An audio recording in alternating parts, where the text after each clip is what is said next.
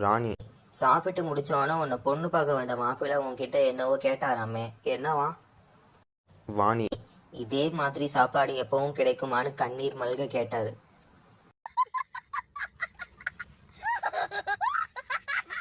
வாணி.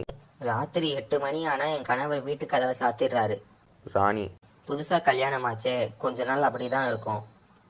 வாணி. அட நீ வேற, அவரு பாத்திரம் தேய்க்கிற விஷயம் வெளியே யாருக்கும் தெரியக்கூடாதான்.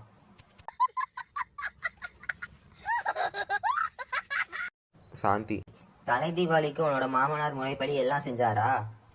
காந்தி. முறைப்படி செஞ்சாரு, ஆனா முறைச்சபடியே செஞ்சாரு.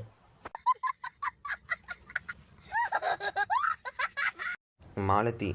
ஏண்டி, உன்னை பொண்ணு பார்க்க திடீர்னு 40 பேர் வந்தாங்கன்னு சொல்றியே, பையன் பேர் என்ன? ஷாலினி. அலிபாபா.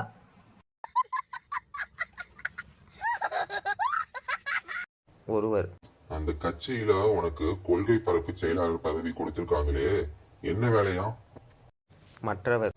கட்சியோட கொள்கை என்னன்னு கண்டுபிடிச்சு அதை பரப்பணுமா?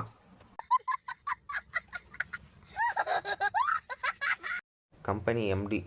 இந்த வருஷம் கடுமையா வேலை செஞ்சிருக்கீங்க, உங்களுக்கு நான் 5000 ரூபாய் செக் தரேன். குமார்.